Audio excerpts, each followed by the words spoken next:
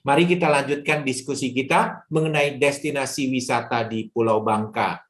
Bisa Bu Yuna tolong visualisasikan paket wisata yang menarik, katakanlah 4 hari 3 malam berwisata di Pulau Bangka. Silakan Bu Yuna.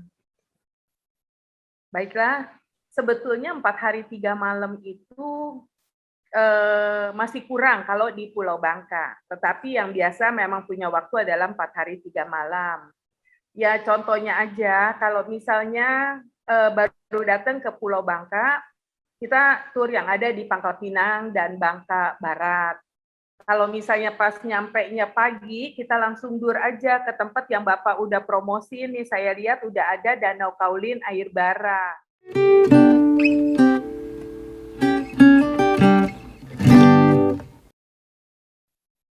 Baiklah, sebetulnya 4 hari 3 malam itu masih kurang kalau di Pulau Bangka. Tetapi yang biasa memang punya waktu adalah 4 hari 3 malam.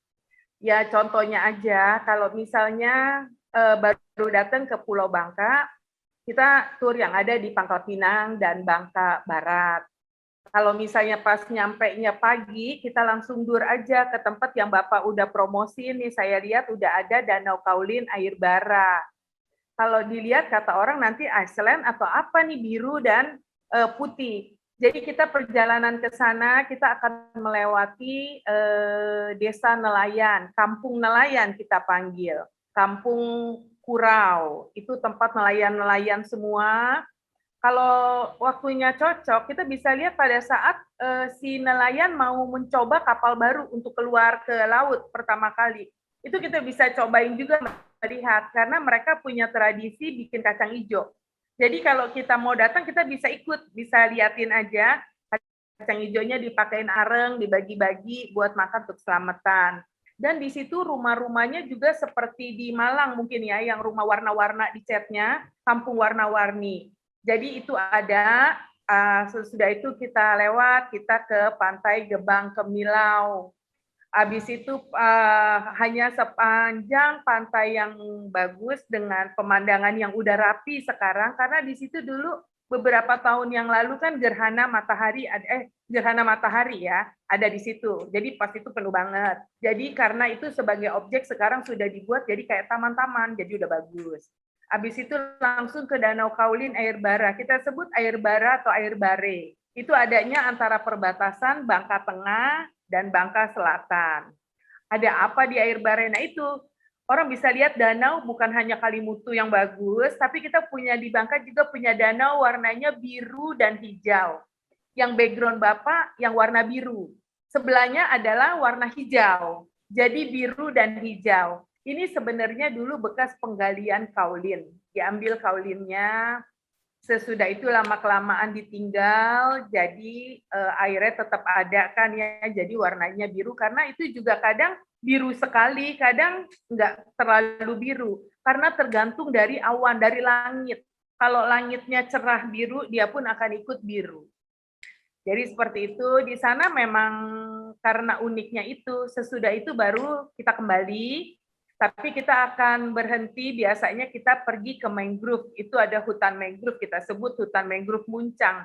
Ada juga beberapa hutan mangrove, jadi kita bisa pakai kapal boat speed kecil, kapasitas paling sekitar 8 orang, kita bisa menyusuri hutan. Habis itu kita turun, kita jalan, semua di dalam hutan udah dibuat kayak jalan setapak yang dari papan, dari kayu. Jadi kita bisa menikmati, udah bakau kan udah lama banget itu mangrove ya. Jadi yang namanya akar udah dari atas ke bawah udah gede-gede bisa bikin gelayutan. Nah itu sebenarnya juga untuk ekoturism kalau saya bilang ya. Untuk anak-anak study tour pun itu cukup bagus. Sesudah itu kita perjalanan kembali lagi ke kota Pangkal Pinang. Biasanya kita masuk lagi ke Pantai Pasir Padi. Itu pantai yang ada di kota Pangkal Pinang. Berbeda dengan pantai-pantai yang lain. Di pantai ini udah pasirnya putih, pantainya juga landai, karena kalau lagi surut bisa dibuat balapan mobil, balapan motor di situ. Dan itu ada di Pangkal Pinangnya. Kita tambahin juga, biasanya kalau udah di sana, ada juga Tanjung Bunga di kota Pangkal Pinang. Tanjung Bunga itu biasanya itu kerukunan yang menyambung pertanyaan Bapak tadi, kenapa sih harus ke Bangka? Itu adalah kerukunan karena kita di situ ada kelenteng, ada vihara, ada masjid, ada pura, dan sekarang lagi dibuat gereja. Jadi memang dalam satu kawasan yang bersebelahan semua ada di situ. Itu yang areal Tanjung Bunga. Kayak gitu Pak, udah seharian tuh Pak. Iya. Menarik sekali, artinya saat kedatangan di hari pertama sudah langsung bisa mengunjungi objek wisata. Oke, silakan Bu Yuna lanjutkan dengan acara di hari kedua. Hari kedua kita tergantung dari menginapnya. Apakah menginapnya di Kota Pangkal Pinang ataukah di Kota Sungai Liatnya. Karena kalau di Pangkal Pinang hotelnya semua adalah kurang lebih bisnis hotel. Seperti Santika, Novotel, Sol Marina, semua Swiss Bell adanya di Kota Pangkal Pinang. Di Kota Sungai Liat, di Kabupaten Bangka Induk, itu resort. Kayak ada Parai, Tanjung, Pesona Bay, Puri Ansel, udah banyak juga. Jadi tergantung dari kategori tamu, apakah dia mau ambil bisnis hotel bentuk hotel, ataukah dia mau resort. Kalau resort kan biasanya yang bawa keluarga. Kalau hari kedua, saya masukkan ke daerah Belinyu. Belinyu itu adalah paling ujungnya di Pulau Bangka. Nah, ke sana kita bisa mengunjungi, biasanya kita akan melewati dulu Kampung Gedong. Kampung Gedong itu adalah kampung Tionghoa semua di sana yang terdiri dari 50 kakak. Dan kompaknya mata pencarian mereka itu bikin kemplang, bikin kerupuk. Jadi kalau pagi-pagi dari seluruh keluarga yang ibu-ibunya kerjanya ke rumah yang bikin home industry, bikin kerupuk itu, bikin kemplang. Pagi-pagi semua kerja di sana, nanti kalau udah jam 9-an, udah selesai, udah pada pulang ke rumah masing-masing. Di kampung itu nggak gede, tukang kerupuk yang home industry, itu ada dua orang, jadi mayoritas si emak-emak ini semua kerja di sana. Nah, habis itu dia bisa bikin kemplang dan sebagainya. Jadi kita bisa melihat mereka cara buat kerupuk Bangka yang jadi ciri khas kita. Dan ciri khas daerah itu semuanya Tionghoa. Satu kampung, Kampung Gedong itu semuanya Tionghoa. Bahasanya bahasa apa? Karena di situ orang-orang pada tua, bahasanya mereka pakai bahasa bahasa Hakka.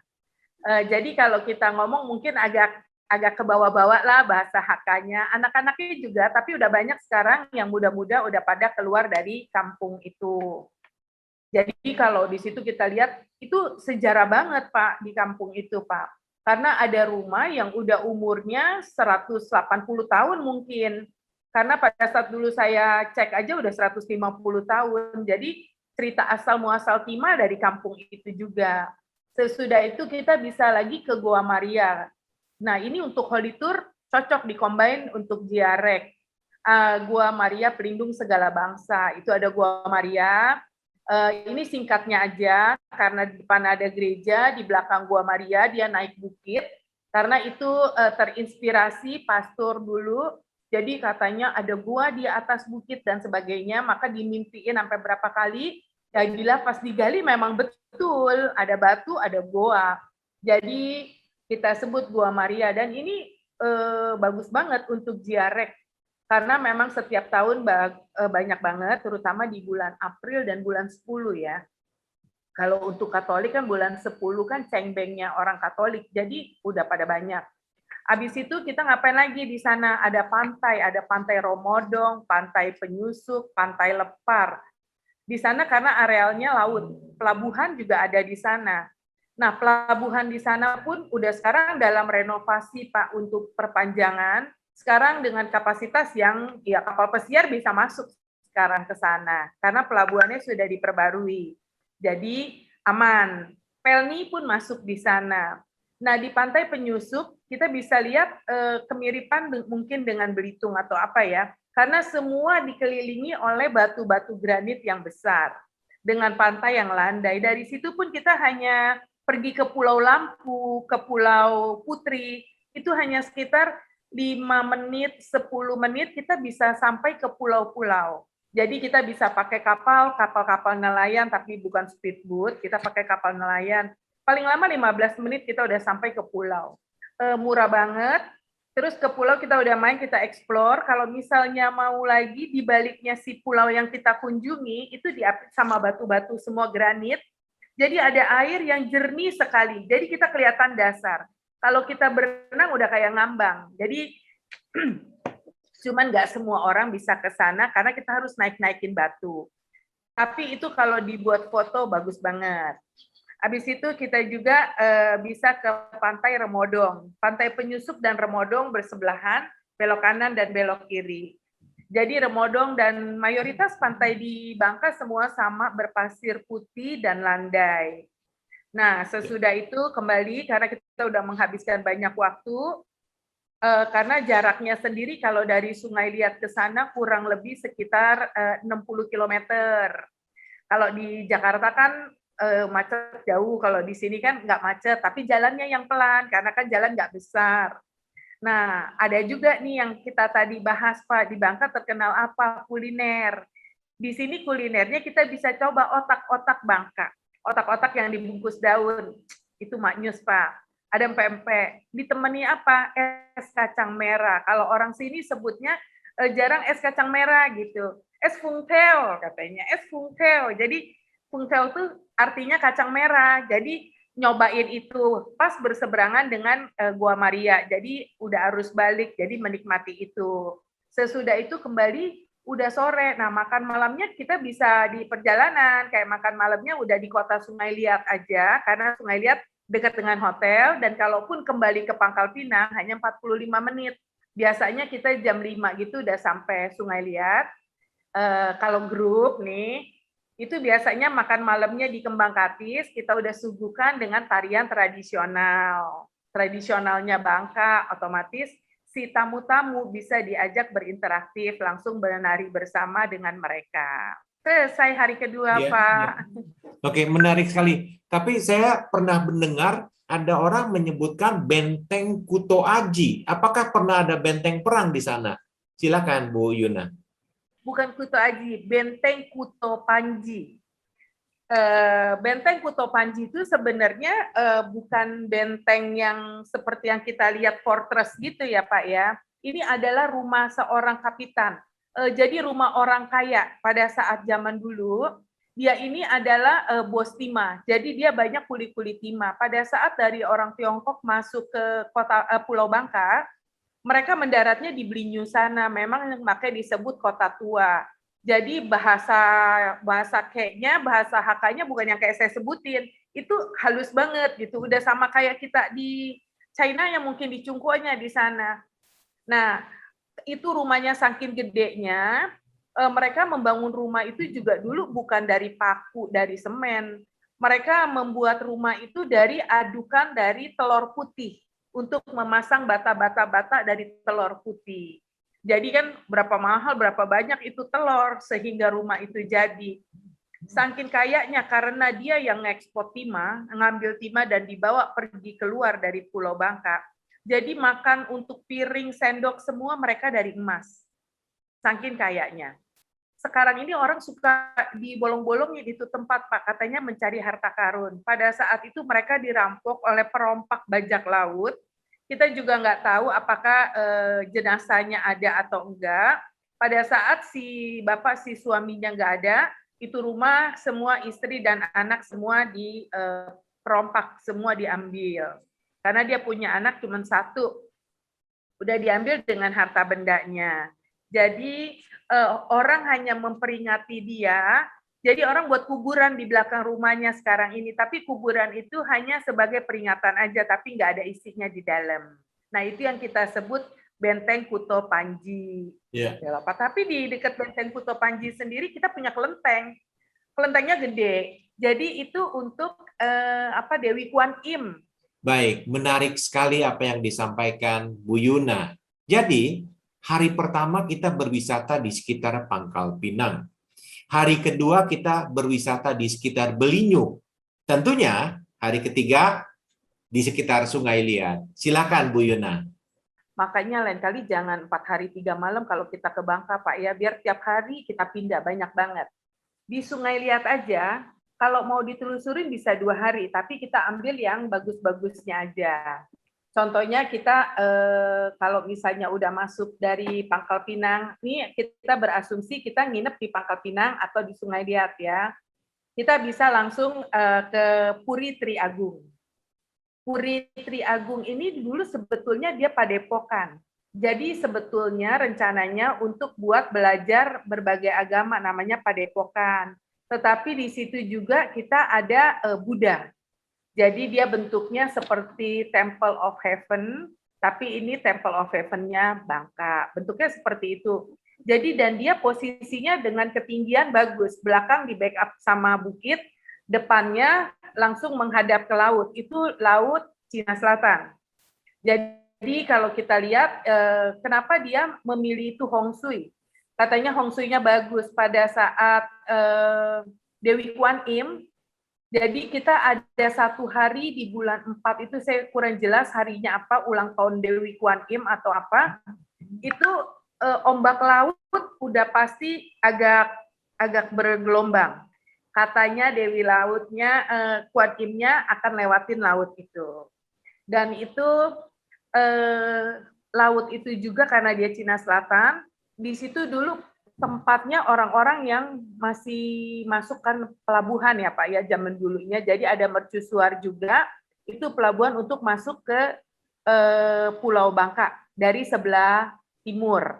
Kalau yang lain kan banyak. Makanya kok banyak amat? Iya, dari dulu orang-orang Tionghoa pada untuk penyelundupan dan sebagainya lewatnya lewat yang jalan-jalan yang masih hutan gitu. Itu bentuknya perbukitan. Sesudah itu nggak jauh kita pergi ke Tikus Mas. Pantai Tikus Mas ini dulu namanya San Lochu. Jadi karena sekarang udah zaman berubah, namanya disebut Pantai Tikus Mas. Jangan heran kalau nama-nama tempat disebutnya nama-namanya pakai bahasa gituan gitu loh. Karena zaman dulu kan memang Tionghoanya banyak, sekarang kan udah pendatang, makanya ada Jawa, dari berbagai suku udah masuk Bangka. Kalau dulu dikit sekali gitu ya. Di Tikus Mas pantai bagus, seperti biasa. Pokoknya pantai yang bersih itu untuk umum ya Pantai Tikus Mas, karena ada pohon-pohon pinus, yang pinusnya pinus jenis berbeda, bukannya yang kayak pohon Natal gitu, bukan. Tapi dia bersih. Jadi mau yang water sport, itu ada di situ kayak mau main jet ski dan sebagainya ada. Nah, sesudah itu juga kita bisa pergi ke Pantai Matras. Long Beach-nya Bangka, 3 km pantai putih dengan hamparan pasir putih yang landai. Jadi di situ juga dulunya nih batu gede-gede banget. Makanya dulu disebutnya Yan Bosak atau Jan Bosak. Kenapa? Karena batu-batu itu tempat si burung-burung walet gitu di situ. Sekarang makanya Bangka juga salah satu terkenal waletnya. Yang di luar semua terkenal walet Bangka, bagus dan bersih kan. Nah itu karena kita banyak batu-batu besar granit. Sesudah itu kita akan terus lagi ke The Lokomotif. The Lokomotif ini tempat penangkaran tukik, anaknya penyu. Di situ ada tempat penangkaran kita bisa lihat. Terus kita bisa lihat kayak pasar seni Ancol zaman dulu, ada di The Lokomotif. Sekarang juga dia udah buat lagi nih museum koleksi beliau sendiri yang punya The Lokomotif. Itu ada sekitar 80-an mobil kalau nggak salah, mobil dari zaman dulu yang masih roda kayu, semua koleksi dia ada di sana. Dan kita juga bisa lihat itu. Itu kita sebut Pantai Tongaci, The Lokomotif Pantai Tongaci. Sebenarnya namanya itu Tongaci itu adalah nama si pemilik. Tong Aci, orang sebutnya susah Tong Aci, Tongaci disebut. Makanya kemana? Ke Pantai Tongaci gitu. Jadi itu baru untuk Sungai Liatnya doang. Padahal masih banyak lagi, terutama kalau misalnya untuk wisata religi yang Buddha, itu ada Pagoda Nusantara. Jadi sementara sekarang tutup, nanti Januari akan buka. Ada yang ya taman namanya ya di atas bukit dan kita memang harus naik ke atas bukit. Itu ada yang apa sih yang jalan kaca, jembatan kaca dan sebagainya, itu objek. Dan itu Pak Gubernur sendiri bilang itu sangat indah. Saya baru tahu kata Pak Gub. Jadi Januari kita akan dibuka udah untuk umum karena kan pandemi dan sekalian perapian. Nah, Masih mau lagi nanti lanjut? Iya, iya, menarik sekali, menarik sekali. Oke, hari keempat merupakan hari terakhir. Tentunya, umumnya paket-paket wisata hari terakhir itu digunakan untuk wisata belanja. Silakan, Bu Yuna. Ya, hari terakhir biasanya kita pakai untuk bersantai, tergantung dari pesawatnya. Biasanya orang kalau udah ke Bangka nggak mau balik pesawat pagi. Kalau ada yang paling last flight, dipilih yang paling sore deh. Jadi itu bisa ada kuliner di sebelum beli oleh-oleh, pasti menikmati lagi yang Bangka. Udah ke Bangka nggak menikmati kuliner, sama aja bohong. Jadi kalau yang halal, itu kita langsung ajak makan mie udang gitu, disebutnya kita mie koba. Kita makan mie koba. Tapi kalau yang tidak halal, ada bakmi Bangka, ada bubur Bangka. Nah, itu masih banyak kuliner yang kita liatin. Nah, baru belanja oleh-oleh, ini yang paling seru. Kita oleh-olehnya di sini juga ada batik. Dari kreasinya orang-orang Bangka sendiri, jadi dibuat batik dengan motif ya keadaan dari Pulau Bangka, seperti tudung saji, terus apa namanya yang bunga semar, kantung semar, dan sebagainya, yang khasnya Pulau Bangka. Kalau makanan mah udah pada tahu ya Pak ya, makanannya kita di sini kalau lagi musim cempedak, itu ada lempuk cempedak. Lagi musim duren, di mana-mana duren. Karena kalau di sini duren bisa harganya sampai harga 10.000. Itu ada. Tapi kalau yang lagi banjir yang kecil bisa sampai 5.000. Tapi kalau yang biasa-biasa aja 100.000 tuh dapat 4 udah pasti dapat. Itu yang untuk duren. Tapi beda sama duren cumasi atau duren tai babi. Nah, itu haramnya 2 kali ya Pak ya. Babinya haram, terus pakai acara tai babi lagi. Nah, tapi itu dicari orang. Durennya masih di pohon aja udah dipesan orang. Itu harganya bisa 250 sampai 500. Nah, itu kalau cempedak lagi musim dibuat lempok cempedak, itu dijual udah per bungkus-bungkus, itu murah. Saya jadi kayak orang jualan ini. Cempedak di sini murah. Kalau lagi pas musimnya, di mana-mana cempedak, ada satu kampung dekat daerah Jurung, kita bisa kasih tahu, kita bebas makan tanpa bayar, karena udah overloaded panennya. Nah, habis itu ada jual terasi, ada jual kretek. Kretek itu getas, ya getas. Kita sebutnya di sini getes. Ada kericu dari telur cumi, dari telur sutung. Itu dibikin kerupuk segala macam. Jadi yang berbaunya ikan, berbau seafood dalam wadah olahan UMKM, jadilah oleh-oleh kita. Jadi kalau oleh-oleh dari Bangka apa? Makanan melulu. Terasinya, oh iya udah paling enak. Sekarang ditambah kopi lagi. Baik, itu Ibu sudah menceritakan tentang kuliner di Pulau Bangka. Menarik sekali, ingin mencoba rasanya, walaupun saya pernah datang ke Bangka, tetapi belum selengkap apa yang Bu Yuna sampaikan mengenai makanannya yang saya sudah coba. Oke, Ibu Yuna sebagai pemilik dari Resto Kembang Katis, salah satu kuliner khas Bangka, bisa tolong sampaikan apa yang istimewa dari Resto Kembang Katis? Silakan Bu Yuna. Yang istimewa ya sangat istimewa bagi saya. Karena kalau jualan kecap pasti kecap nomor 1. Resto itu sebenarnya kita mengusung konsep zaman dulu, konsep jadul. Karena kalau kita ingin membuat modern, modern pada saat tahun berikutnya adalah ketinggalan. Karena akan modern-modern. Kalau kita membuat kekunoan jadul, setiap tahun bertambah, kekunoan kejadulan kita akan tambah mundur, tambah bagus jadinya. Jadi saya berpikir pada saat ini kan waktu itu ya, sebelum pandemi, banyak banget tur udah masuk ke Bangka, dan banyak banget. Saya pengen seperti kita di luar, seperti kita di tempat lain, ada atraksi budayanya, ada makanan khasnya, dan mereka bisa lihat jadi satu tempat. Jadinya idenya saya pengen buat satu restoran di mana kalau pada saat makan malam semua grup ngumpul, bisa lihat atraksi tariannya orang-orang Bangka, bisa lihat semuanya musiknya orang Bangka, bisa menikmati makanannya khas Bangka, baik itu makanan yang pokok atau yang cemilannya Bangka.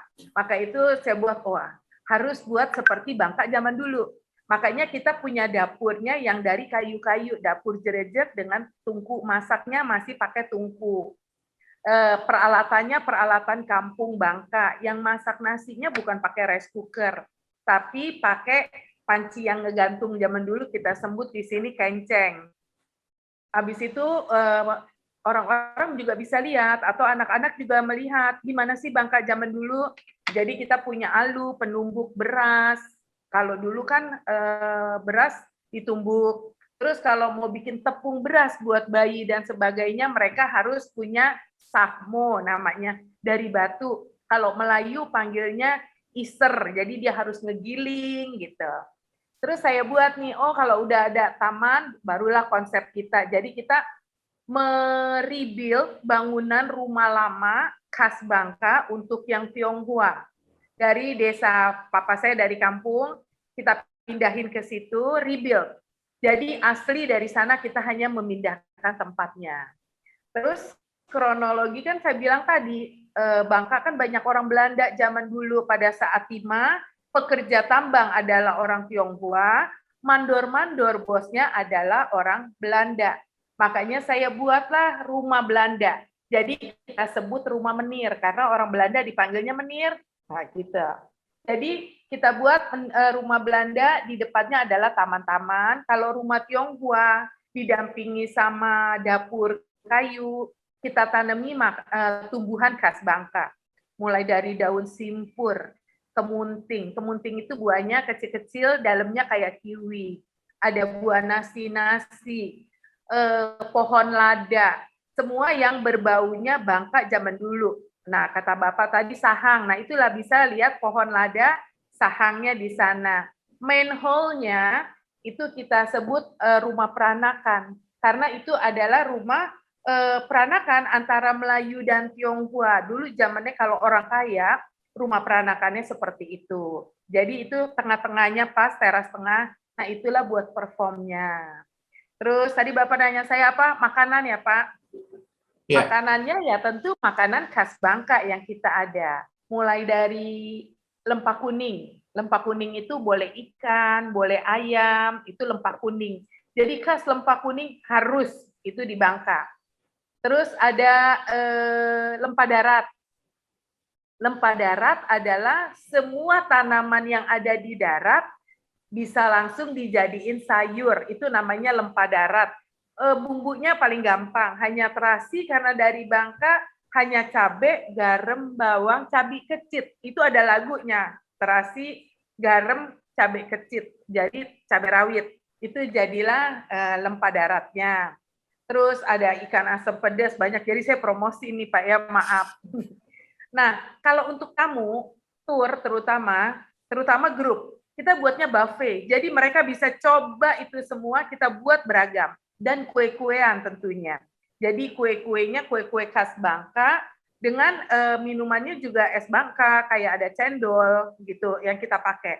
Supaya pada saat orang di situ atau grup-grup kita makan, memang mereka udah nggak usah kemana-mana, kayak di New Zealand ya, Pak Rotorua zaman dulu atau apa, langsung komplit ya udah kuliner kita jalan. Karena dengan waktu yang 4 hari 3 malam, kalau kita mencelok nggak akan cukup.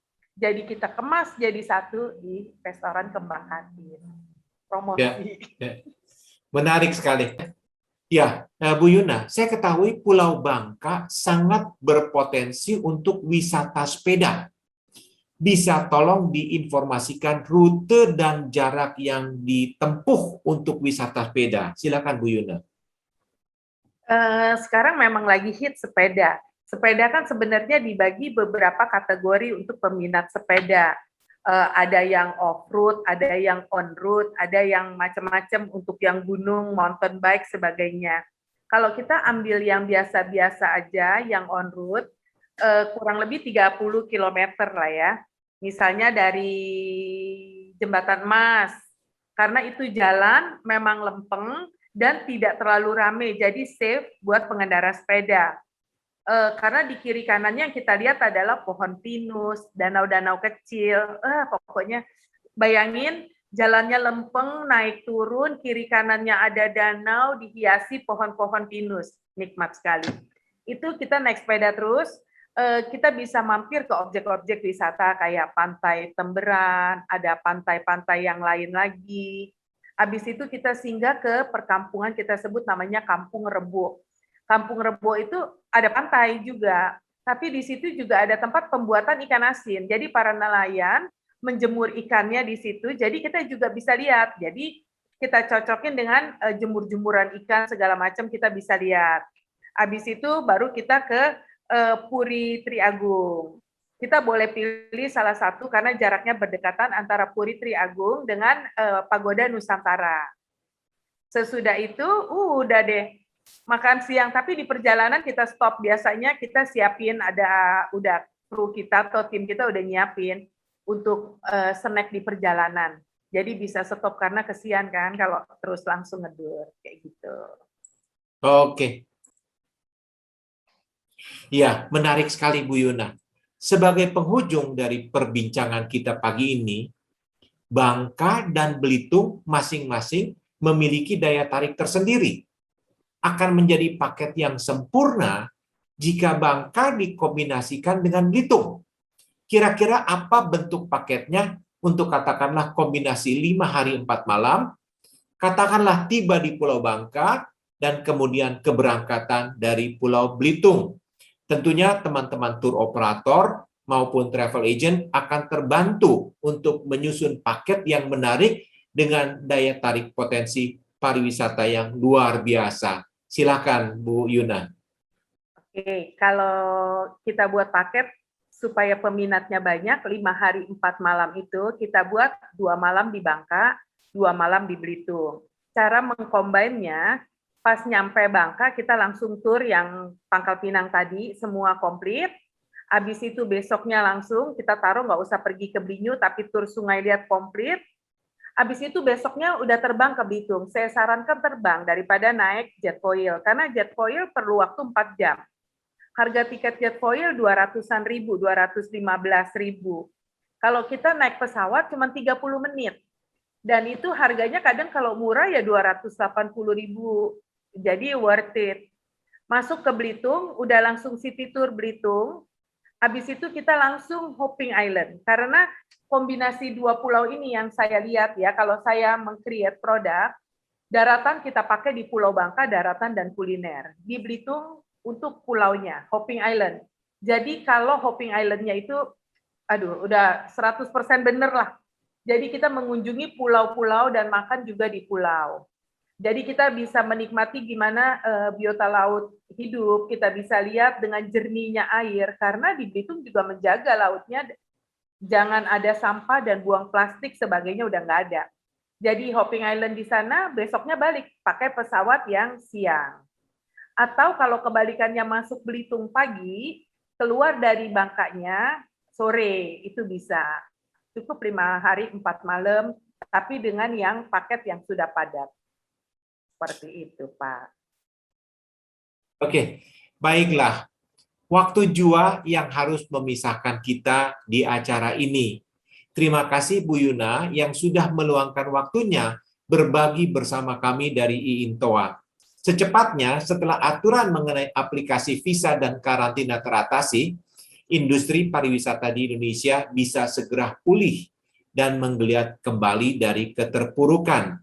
Sampai jumpa lagi Bu Yuna di lain waktu dan kesempatan. Sekali lagi terima kasih. Saya Yongki Adiasa pamit undur diri. Salam pariwisata. Para pendengar dan pemirsa, demikian obrolan serius tapi santai dengan narasumber Ibu Yuna Ekowati, Managing Director Bella Wisata Tours and Travel dan juga pemilik restoran Kembang Katis di Sungai Liat, Pulau Bangka. Silakan memberikan tanggapan atau komentar dan beri tanda like, share, serta subscribe. Terima kasih.